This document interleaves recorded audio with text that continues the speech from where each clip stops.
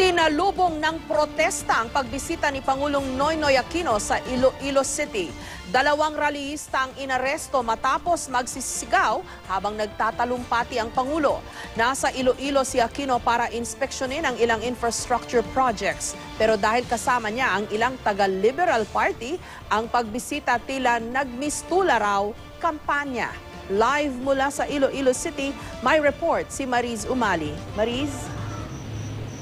Jessica, 2 taon pa nga bago ang 2016 presidential elections, pero siguro hindi na rin talaga may iwasan na gamitin ang pagkakataon kahit as early as now ng ilang mga partido o ng mga kakandidato mismo para mangampanya.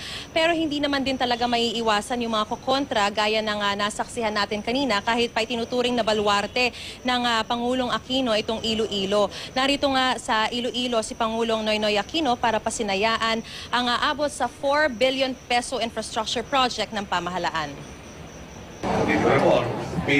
Hindi pa nagtatagal ang talumpati ni Pangulong Noynoy Aquino nang magsisigaw ang dalawang rallyista.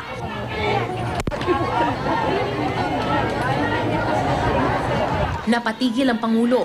Agad namang inaresto ng mga PSG ang mga nambulabog na rallyista. Hindi na pinatulan ng Pangulo ang mga nanggulo na habang nag-iikot pa lang siya ay sumabay na sa pagpoprotesta. Pero sa isang text message, sinabi ng Malacanang na ikinalulungkot nila ang ganitong mga insidente dahil ginagawa raw ng Pangulo ang lahat para maging accessible sa lahat. Ang 15 martires ng Kabikulan. Nito lang araw ng kalayaan, isang binatang estudyante naman ng Ateneo de Naga ang biglang sumigaw habang nagtatalumpati ang Pangulo sa Naga City. Agad din siyang dinakip ng mga otoridad at sinampahan ng reklamong paglabag sa public order. Samantala, para namang nasa kampanya na nga ang Partido Liberal sa tono ng talumpati ng Pangulo. Simulan sa poll ay muna ang inyong tiwala at suporta. Noong nga pong eleksyon ng 2010, #1 kami pareho ni Secretary Mar Rojas dito. Kitang-kita na alam ng mga taga-Iloilo kung sino ang tunay na magsusulong na makabuluhan at pangmatagalang pagbabago. Piliin natin ang tama, tutungo tayo sa dapat kalagyan. Piliin natin yung talagang maglilingkod sa atin at hindi maghahari-hari sa atin. Kasama ng Pangulo sina DILG Secretary Mar Rojas, Senate President Franklin Drilon, DPWH Secretary Rogelio Singson at iba pang taga-Liberal Party. May pahayag din siya sa kasalukuyang pag-usad ng kaso tungkol sa pork barrel scam. Malinaw po, tapos na ang panahong ilan lang ang nakikinabang sa kabanbayan. Hindi na nagpapatupad ang pamahalaan ng mga proyektong pampapogi lang.